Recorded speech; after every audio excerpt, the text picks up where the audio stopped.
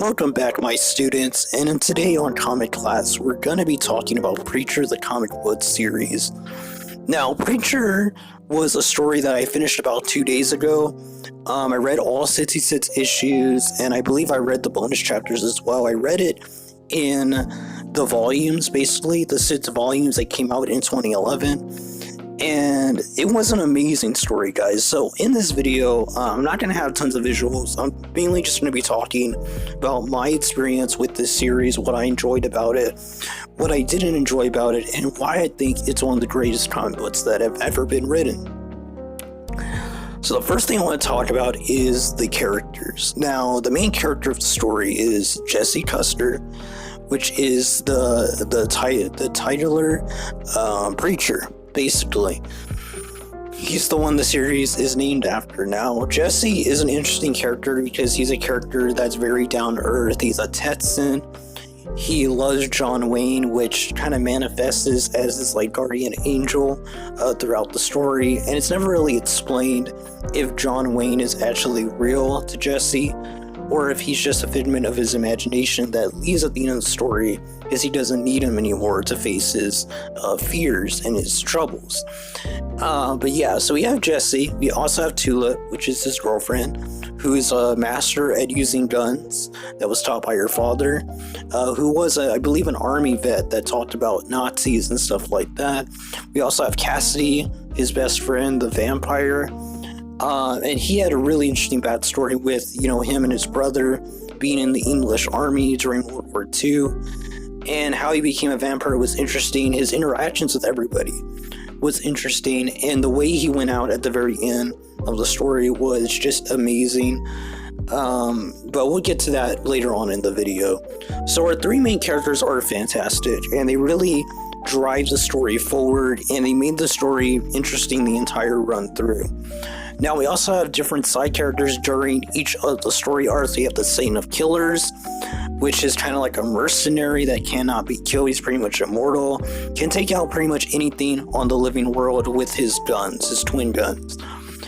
We also had Her Star, which is kind of like this kind of Nazi-like dude, which wants to bring about the end of the world with the Grail organization. We had Featherstone, which was his assistant. We had, I believe his name was Hoover, which was the African-American man that was his assistant as well. He started off the series as a cop and kind of got caught up with Jesse that made him count sand on the beach for about, I believe it was a year or something like that, or months. And when he comes back, he looks like a completely different character. Now, sadly, him and Featherstone and Her Star all die in the climax of the story. I was kind of hoping Hoover would at least survive because he was such a good dude. But that's not how the story went. We also get to see Cassidy's friends, his lovers, and his interactions with people and how he damages people. We got to see his relationship with Tulip and Jesse, how that became very murky. And yeah, so overall, the characters I felt were so well done. One thing that Garth Ennis does a really good job with is utilizing his characters in every story arc. If he's not going to use a character, he kind of leaves them out of the story arc as a whole and puts the focus on a character that he's trying to talk about, and he does a very good job doing that. He made me care about characters such as Jesse's family, his grandmother Jody, and I believe his name is TC. They were interesting characters. Jesse's dad has some amazing quotes, had a great couple of issues talking about his backstory. Jesse's mom was interesting as well. There was just so many characters, like his friend Billy Bob and his sister Lori were interesting too. You have, I believe his name's Arseface. He was interesting too. He had a lot of he was kind of a comedic character throughout the whole story with his dad.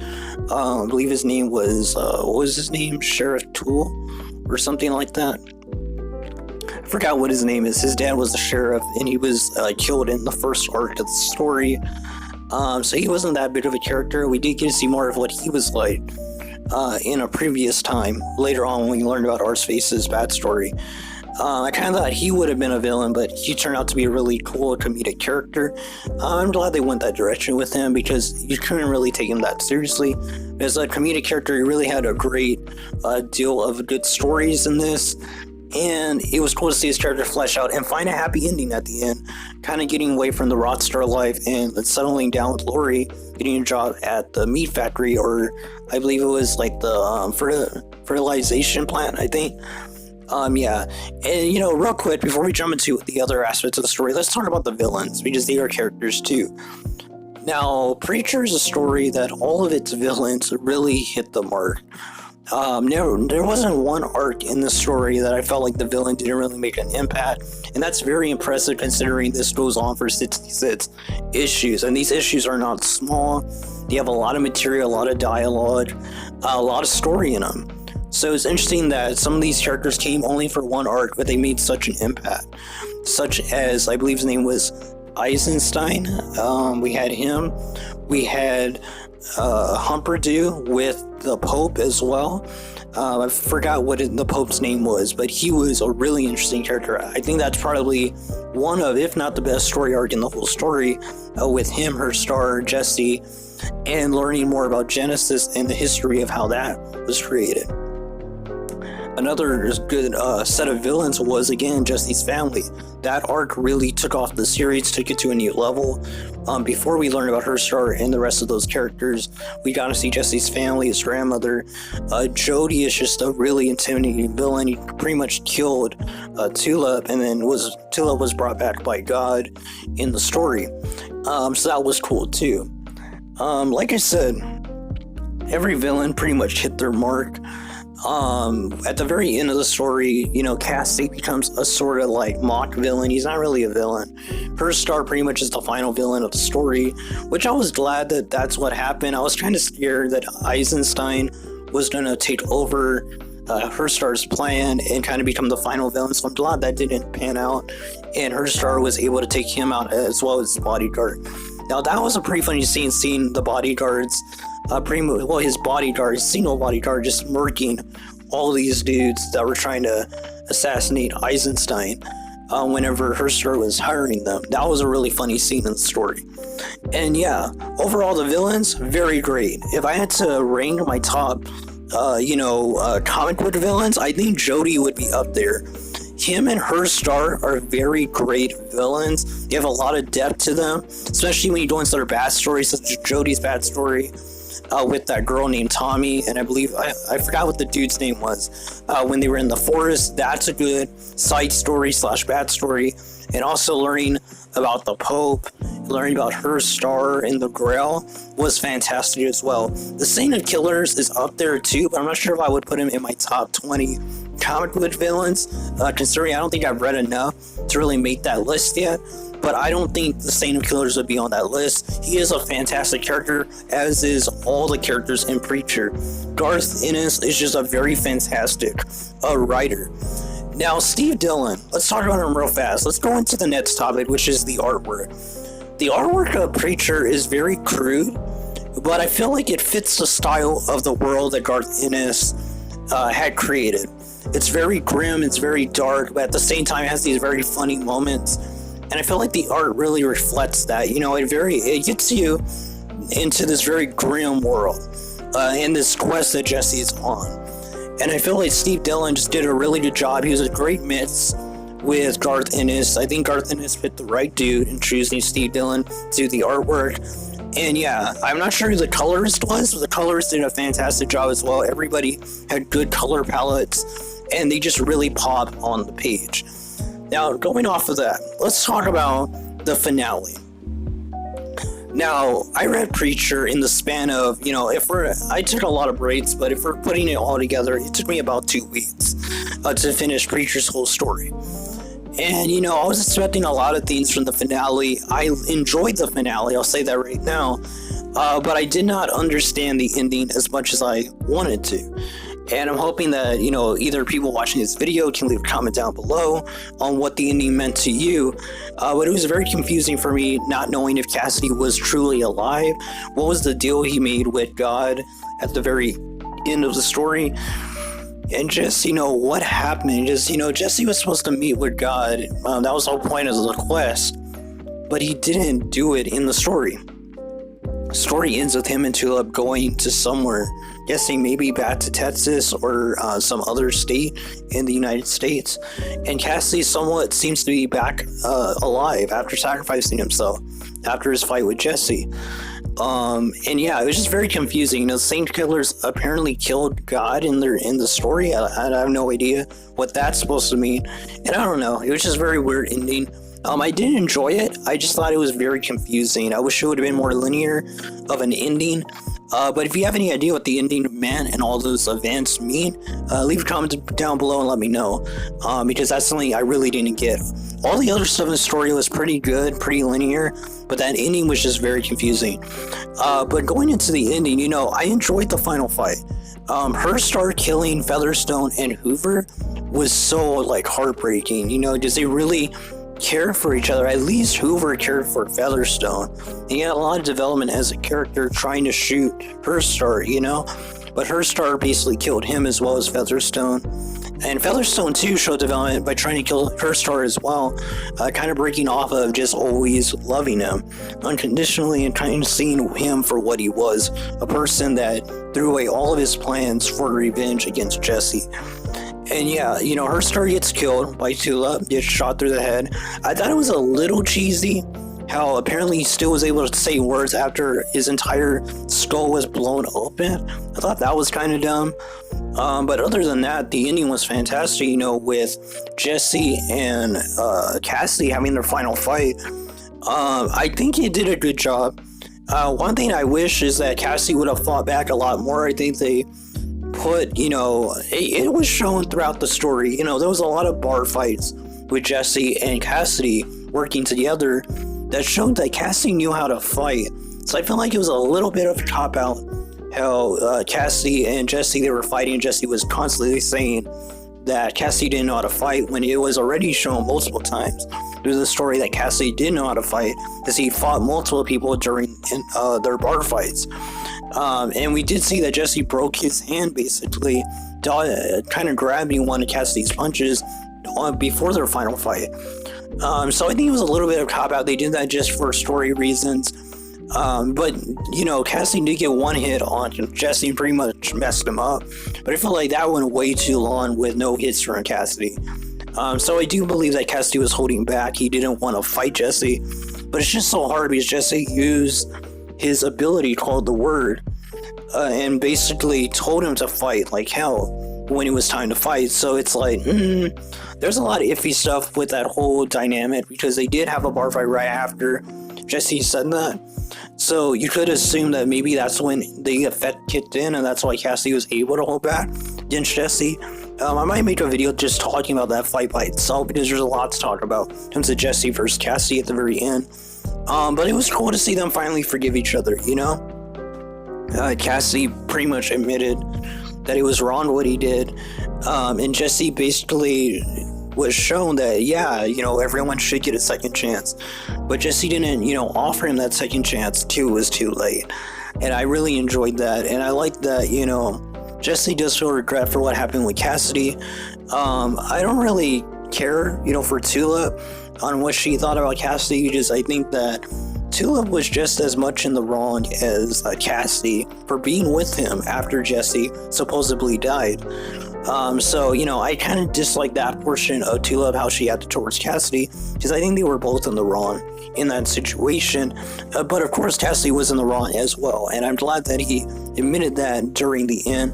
And when he finally let the sun just, you know, consume him and blow him up, very emotional scene. Just a character that we've known since the first issue, I believe, of the story. So he had 66 issues. To know about this character and to see him go out like that was very emotional, and I think Preacher ended on a good note. Like I said, I had some problems with the ending. I think every series people are gonna have problems with the ending, just the way endings go. They're never gonna be perfect. But overall, I enjoyed it. And you know, Preacher as a story is a fantastic story, guys. I cannot say that enough. It's a story that I recommend you go check out right now. I'm gonna leave a link description down below to go check out Preacher and to buy it on Comixology. It's only 6 volumes, guys. 6 volumes, and it's such a masterpiece. But before we close the video, I need to talk about the one thing. There's only one thing in Preacher that I feel like really bogged it down and really stopped how great it actually could have reached. And that is the overuse of, I don't know what you would call it, just cursing, I guess. The amount of times they use cursing in the story, and the amount of times they use religious, attacks, I think is stupid. I think that the story could have used without that, and it would have been 100 times better. Because anytime they weren't doing those things, the story just thrives because Garth Ennis is such a good character writer, and I don't understand why Garth Ennis thought that he had to put so much of that stuff in there when all the other stuff was so great. It was such, perfect material, basically. It's a masterpiece. Despite these flaws that I'm saying right now, it is a masterpiece. But it just sucks that, these things really just take you out of the story because it's just way too much. And there are portions of the story, especially later on, in the final 2 volumes, I would say, he really cuts it down a lot, and it shows the quality just jumps so high with each issue. The story arcs became better, the story was more concise, and the characters really showed who they were, and that's because it wasn't an over-obsessed use of swearing and using religious attacks. But Garth Ennis, for anyone that doesn't know, I believe there's an interview with him where he said that when he created The Boys, which is another story that he has written, that he made Preacher the way it was because he wanted to see how far he could get past the censors or something like that. And with The Boys, he went to go even more overboard. And that's one of the reasons why The Boys, if you ask anybody that watches the TV show and has read the comics, they always prefer the TV show because Garth Ennis goes way overboard in what he shows. There's a point in a story where it's okay to have shock factor, but if you're just doing it for the fact of shock, it loses its flavor, basically. There's no point to it, and you get bored. And The Boys is a huge example of that. I have read the comic book. I haven't read the entire thing. I've read at least, I believe, 25 issues. And yeah, I wouldn't go back and read it, to be honest with you. Rather watch the TV show. Preacher, I hear the TV show's not that great either, but I might check it out in the future. But yeah, so Garth Ennis, I already knew going in that he was going to have some of this stuff in there, because that's just who he is, and he wanted to see what he could push. But I do think that it really bogged down how great the story actually could be. But at the end of the day, guys, Preacher is a masterpiece, and I do recommend it, despite those themes. It's just something that I feel like I had to mention because it would be dishonest of me to not mention these flaws that I saw, or at least the things that bothered me. Maybe they don't bother you, but these are things that bothered me because I felt like they were unneeded and they really didn't do anything for the actual story and the characters. But yeah, until next time, guys, like I said, Preacher, fantastic story. I will be doing future videos talking about the story. Of course, there's way too much to put into just one video. Too many story arcs, too many great characters to go in full depth. This was basically just my thoughts on the story. And to kind of get you hyped for future videos talking about Preacher, because there's a lot that I can make, talking about this story. It's 66 issues of great character development, great fights. There's some really good action scenes in this, and just an overall the lore of Preacher, and how the story progressed. And like I said, the only thing that I had a problem with was that Jesse did not, accomplish his goal apparently, but that was teased before the final issue, that Jesse had a plan and apparently it wasn't going to be like what he had previously planned.